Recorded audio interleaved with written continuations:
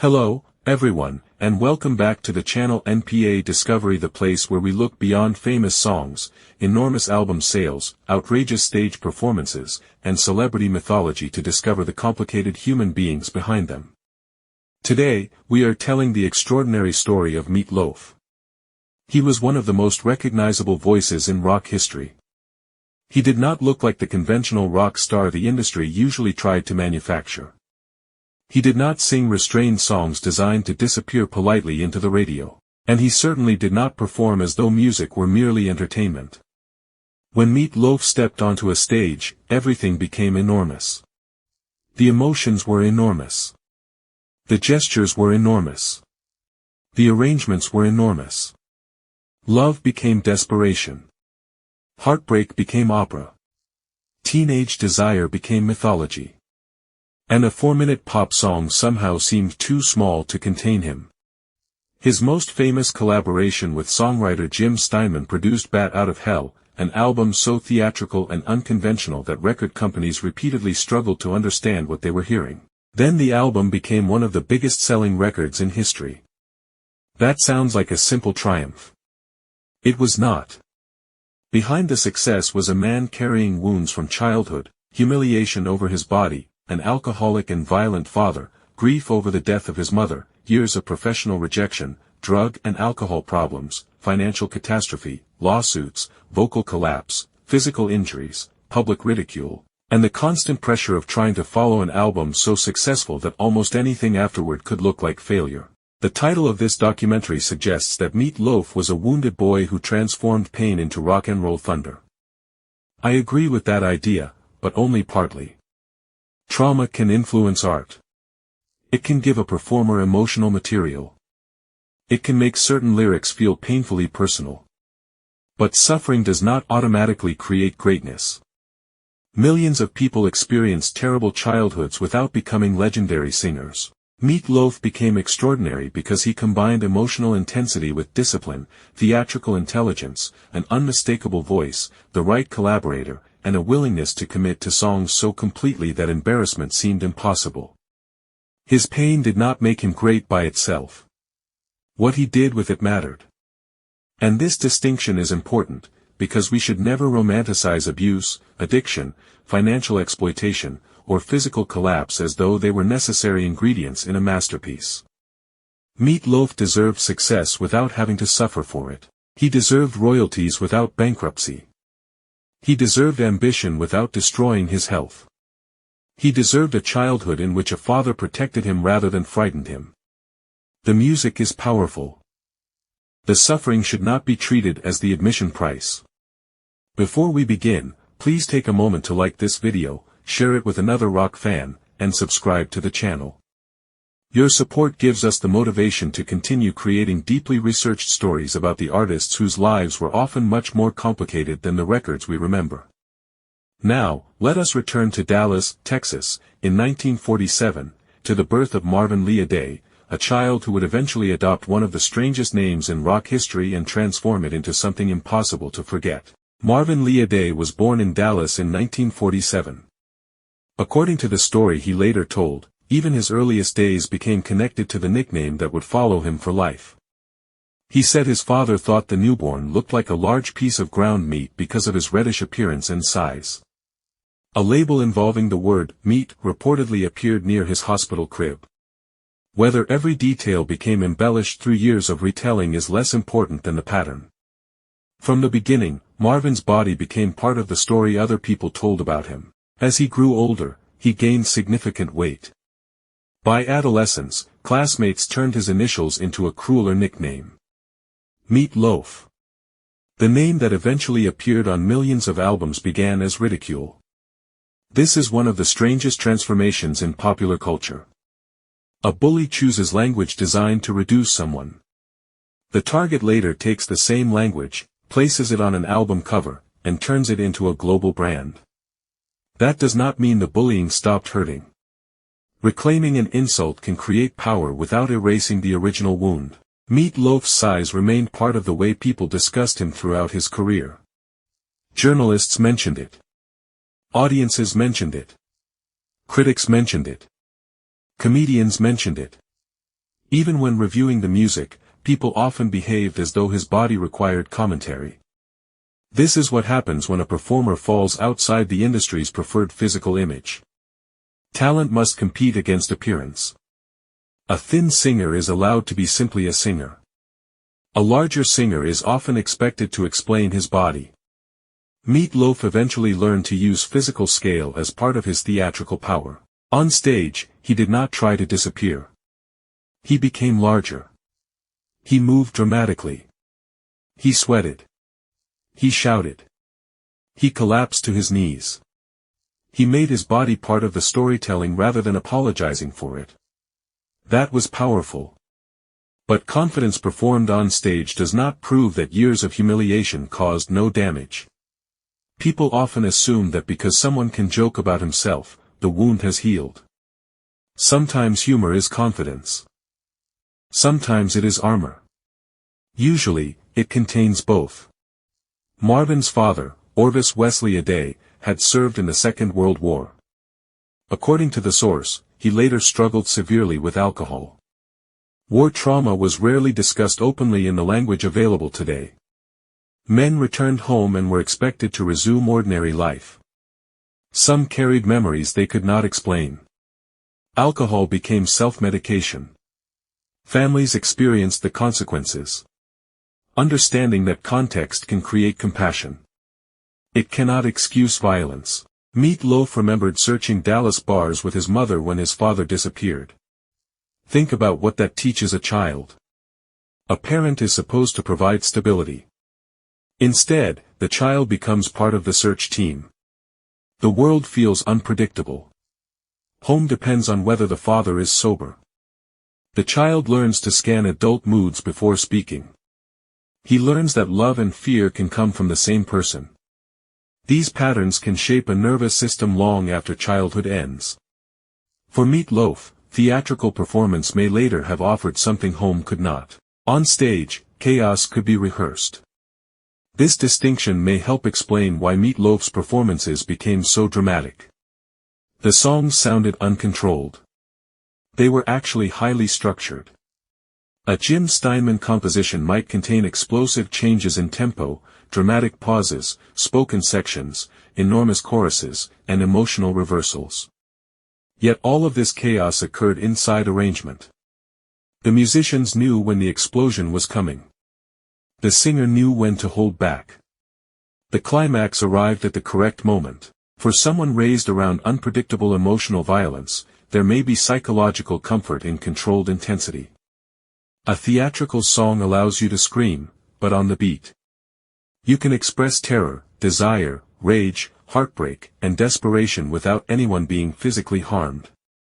The stage becomes a safe container for emotions that once felt unsafe. This is interpretation rather than something the source explicitly proves about Meat Loaf's psychology. But it helps explain why his greatest work often sounded less like ordinary rock music and more like emotional catastrophe transformed into architecture. Steve Popovich had significant music industry experience and eventually supported the release of Bat Out of Hell through his label. This decision demonstrates the value of individual conviction. Large institutions are often risk-averse. A single advocate can change the outcome. Popovich did not need every executive to understand Meat Loaf. He needed enough confidence to move the record into the marketplace. The album was released in 1977. But release itself did not guarantee immediate victory. Meat Loaf had to tour aggressively. He had to appear on television. He had to confront crowds who did not yet know what to make of him. The idea that Bat Out of Hell simply arrived and conquered the world erases the work required after rejection. A masterpiece can still need salesmanship. Art and promotion are not enemies when promotion helps the audience discover something genuinely distinctive. A performance on Saturday Night Live helped expose Meat Loaf to a much larger audience. Television converted the album's scale into image. Radio listeners could hear the voice. Television viewers could see the man producing it. The contrast mattered. Meat Loaf looked unlike the streamlined, glamorous rock stars dominating magazine covers. His physicality made the songs more convincing. He did not stand elegantly at a microphone. He inhabited emotional disaster. He looked as though the song might physically defeat him. This intensity created authenticity even when the material was deliberately theatrical. That is one of the secrets of Meat Loaf's appeal. The songs were exaggerated.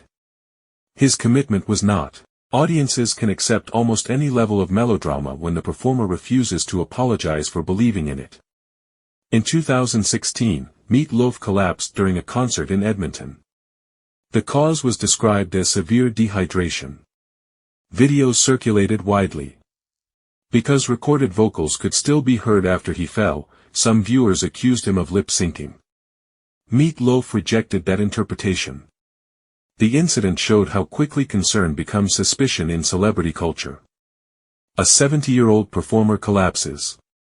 Instead of asking only whether he is alive, audiences begin forensic analysis of the audio. This is the strange contract fame creates. The body becomes public evidence. Every weakness becomes content. For Meat Loaf, the collapse was another signal that touring had become physically dangerous. He underwent extensive treatment for health problems, including physical therapy and back surgery. The stage that had saved him psychologically was becoming increasingly difficult physically. Meat Loaf's story begins with a child whose body attracted attention before his talent did. A boy whose nickname carried ridicule. A boy searching bars with his mother for an alcoholic father. A young man losing that mother to cancer. A son frightened enough by his father to leave home. A survivor hiding in an apartment because freedom had arrived before he knew what to do with it. If the story ended there, it would still be painful. But it did not. A friend eventually pulled Marvin back toward life. He went west.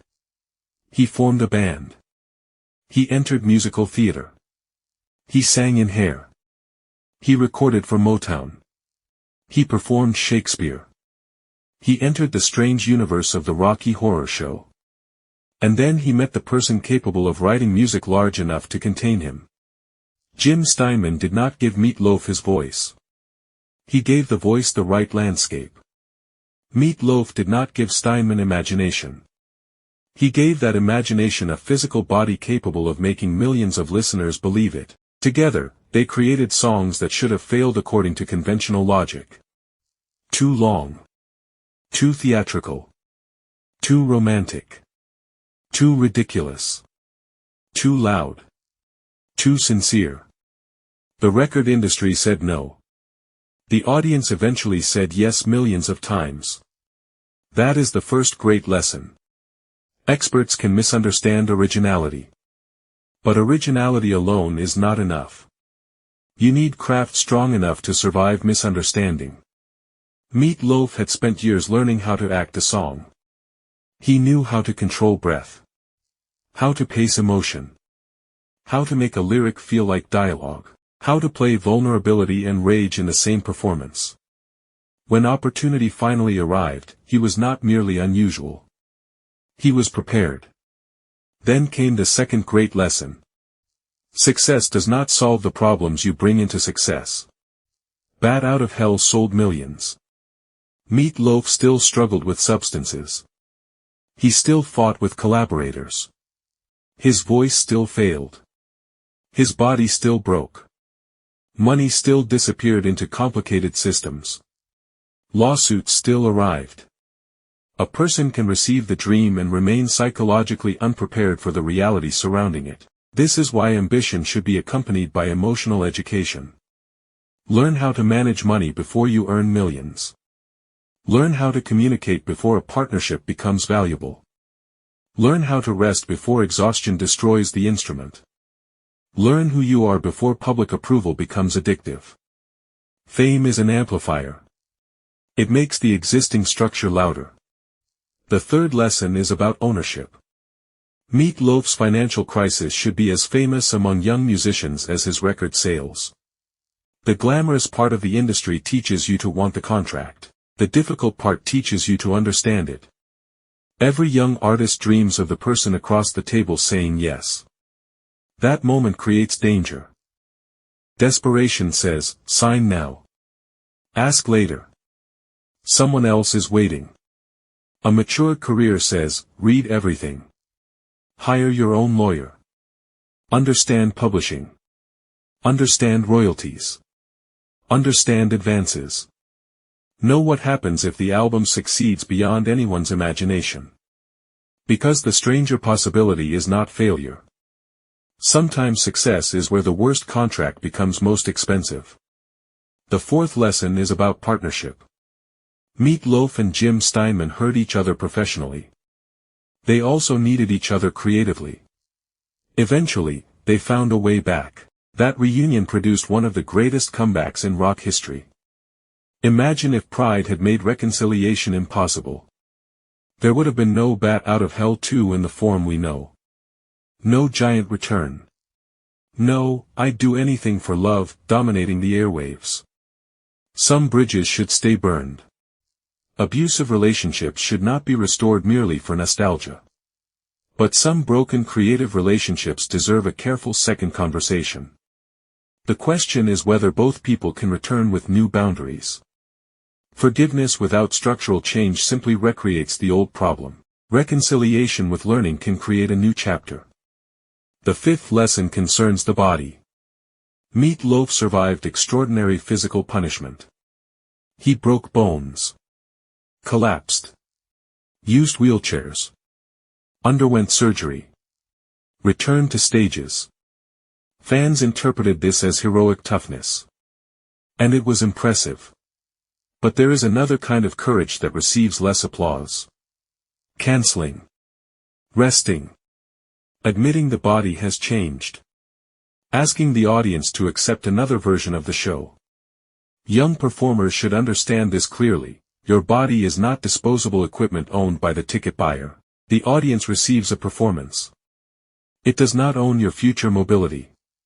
No encore is worth permanent damage. The sixth lesson is about public humiliation. Meat Loaf stood before hostile audiences while people mocked his weight. He lived long enough to become one of the world's best-selling performers. The crowd insulting you today may know nothing about the person you will become tomorrow. But do not misunderstand this lesson. You do not need universal rejection to prove greatness. You do not have to endure abuse silently. Walk away from cruelty when necessary. The point is that another person's insult should not become your final self-description. A teenager called him Meat Loaf because the name was supposed to hurt. Marvin eventually took ownership. Millions of people later shouted that name because they wanted him to come back on stage. That transformation belongs to him. Not to the bully. This distinction matters because survivors are often told to thank adversity. No. Thank the part of yourself that survived adversity. Thank the friend who opened the apartment door. Thank the teacher who noticed ability. Thank the collaborator who believed. Thank the professional who took the risk. Maybe he would have possessed the same theatrical instinct without fear behind it. We cannot know. What we can know is that children do not need trauma to become interesting adults. They need safety to become healthy ones. The mythology of the tortured artist should end. Pain can enter art because artists are human. Pain should be treated. Artists should not be protected from recovery because audiences fear sobriety will make them boring. A healthy Meat Loaf would still have possessed that voice. A financially protected Meat Loaf would still have made Bat Out of Hell. A rested Meat Loaf would still have known how to act a song. The damage was not the talent. The talent survived the damage. That is a much more powerful idea. Then there is the comeback.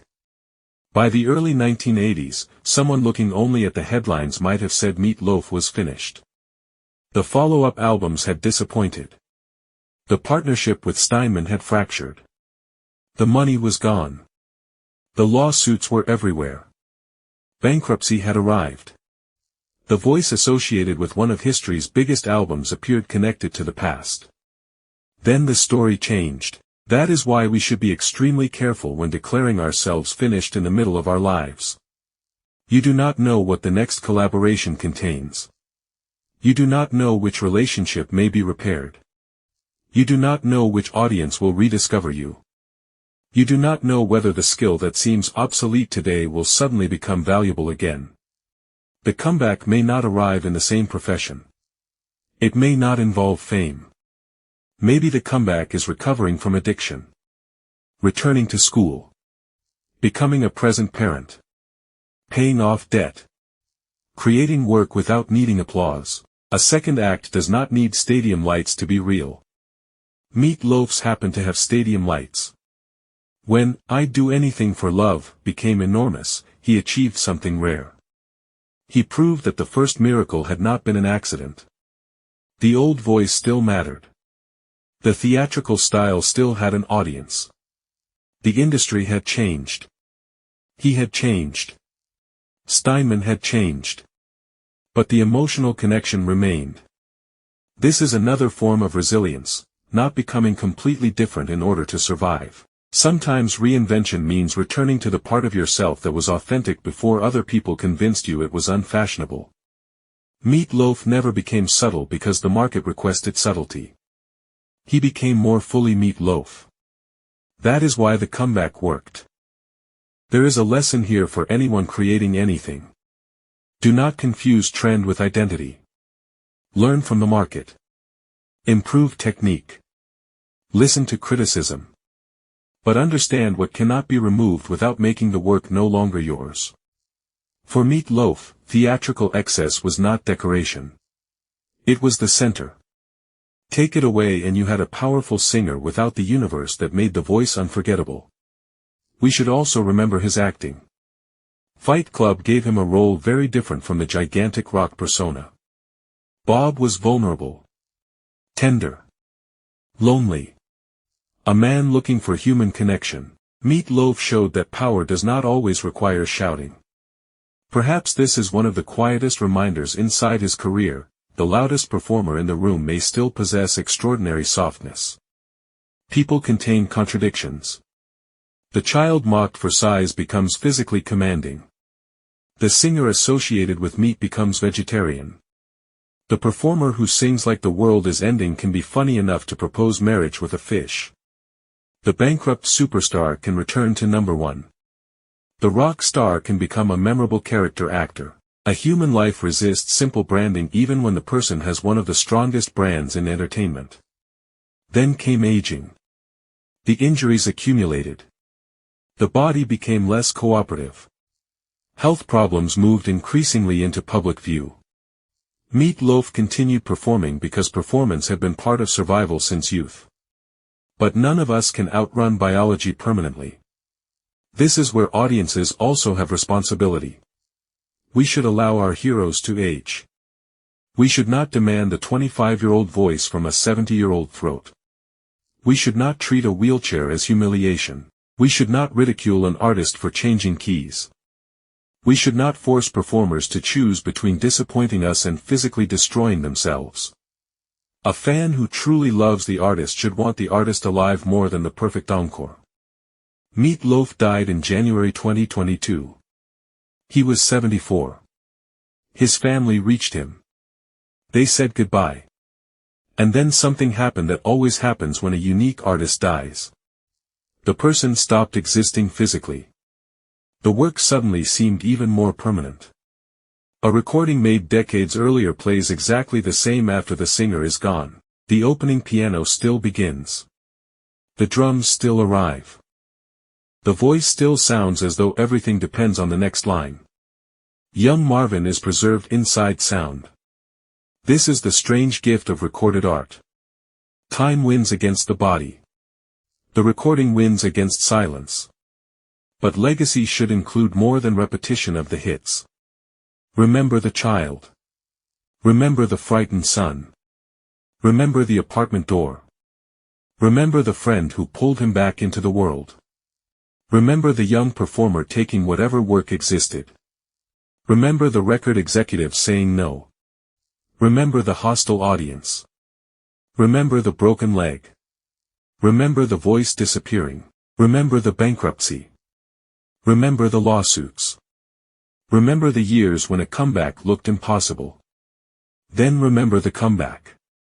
The complete story matters because otherwise success looks like magic.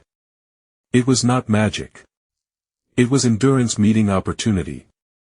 And perhaps the most empowering part of Meat Loaf's life is this: he never became the person childhood humiliation predicted. The bullies saw a body. The audience eventually heard a voice. The father created fear. The son created theater. The industry saw something difficult to categorize. The public eventually saw something impossible to replace. The lawsuit said broke. The comeback said not finished. The injuries said stop. Again and again, he found another way to continue. We should not imitate every choice he made. We should not glorify the substances. We should not glorify physical overwork. We should not pretend business mistakes were part of artistic purity. We should learn selectively. Take the commitment. Leave the self-destruction. Take the courage to be visually and musically different. Leave the belief that suffering must continue for the art to remain honest. Take the willingness to return after humiliation.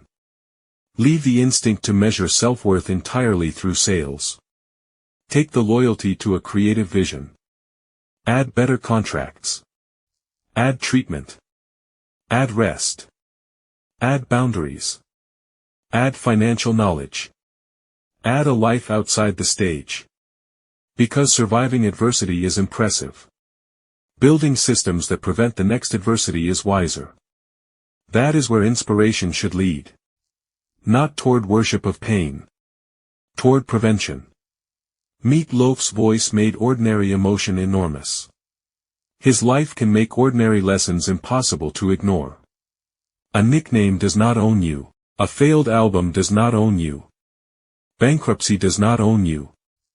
A hostile crowd does not own you. An abusive parent does not own you. A damaged body does not own your complete identity. Your past influences you. It does not receive permanent authorship. You can edit. Reframe. Rebuild. Reclaim. You can turn the insult into the name on the marquee. You can turn a rejected concept into one of the best-selling albums in history. You can return to the collaborator after years of conflict and create something new. You can discover that failure at 35 does not know what you will accomplish at 45. That is the heart of Meat Loaf's story. Not that pain creates greatness. That greatness can survive pain. Not that rejection proves genius. That rejection is not always the final verdict. Not that the body must be sacrificed for performance. That the person inside the body deserves to survive the performance. And not that you should do anything for love. That you should know exactly what you will not do. Do not destroy yourself to prove devotion. Do not surrender ownership because you are desperate for approval. Do not tolerate abuse because the person causing it is family. Do not believe one audience knows your value. Do not assume one bankruptcy knows your future. Do not allow the label someone gave you in childhood to become a sentence. Write another meaning. Marvin Lee Aday did. The name was Meat Loaf. At first, it was meant to make him smaller. In the end, it became too big for almost any stage to contain. Thank you for joining us for this journey through the life, career, failures, comebacks, injuries, contradictions, and extraordinary legacy of Meat Loaf. Let us know in the comments which chapter of his life means the most to you: the struggle to create Bat Out of Hell, his reunion with Jim Steinman, the comeback with I'd Do Anything for Love, his acting in Fight Club, or simply the fact that he kept returning after people repeatedly assumed he was finished. Please like this video, share it with another classic rock fan, and subscribe to the channel for more deeply human stories from behind the music. And until next time, remember, the world may give you a name designed to hurt you. You still decide what that name eventually means. The world may reject the work because it cannot categorize you. Keep improving until your difference becomes the category. The world may call one chapter a failure. Do not confuse a chapter with the ending. Protect your health.